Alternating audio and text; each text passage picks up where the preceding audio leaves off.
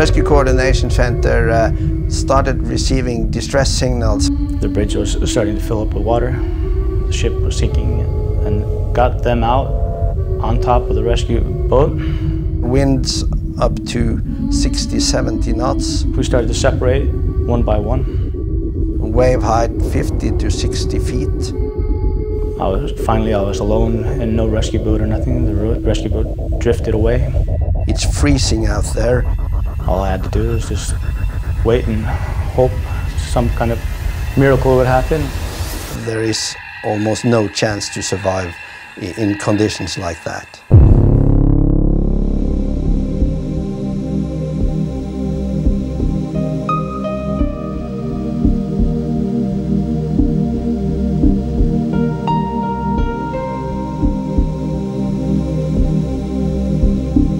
AIS, the automatic identification system. All ships out on the open oceans are obliged to transmit their position and their identity and their direction of speed, heading and speed, etc.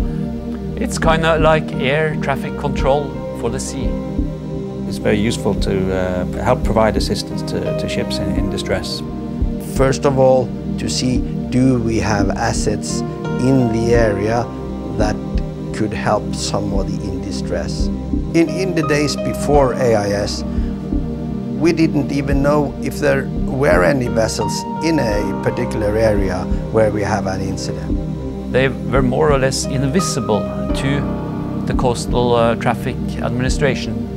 But as of today, if we have an incident out in open water, we have the chance to see what vessels are in the area and could contact them directly to route them to the position or the distress.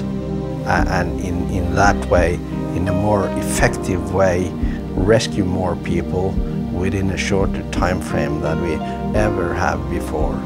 AIS receiving stations along the coast, they can only look a certain distance out into the sea.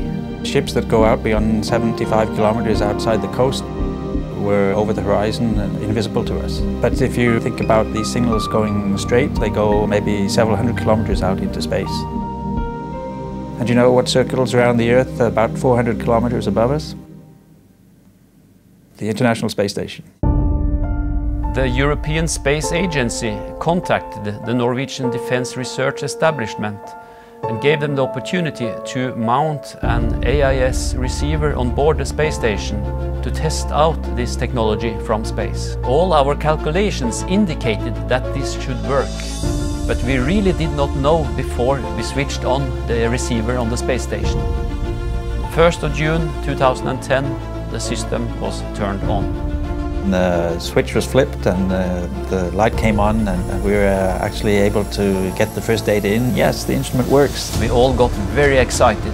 And suddenly we could see a whole world full of ship data. It was I would say, a quantum leap really in our ability to look at global ship traffic. It's like a blind man starting to see.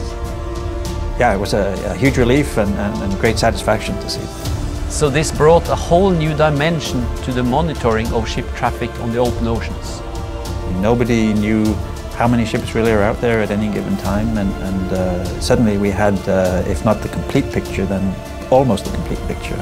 On a typical day, the space station is observing about 30,000 ships out on the open ocean. I was kind of overwhelmed, I guess, by the response that's got. The space station really is an excellent lab for testing this type of technology.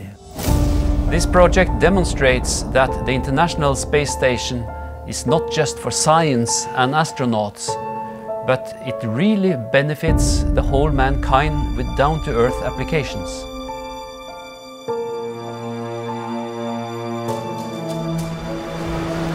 Based on the AIS, we had another vessels in the area that we contacted who continued to the area, and they searched together with the helicopters. Nobody expected to find anybody surviving in that conditions. They actually spotted one man in the sea.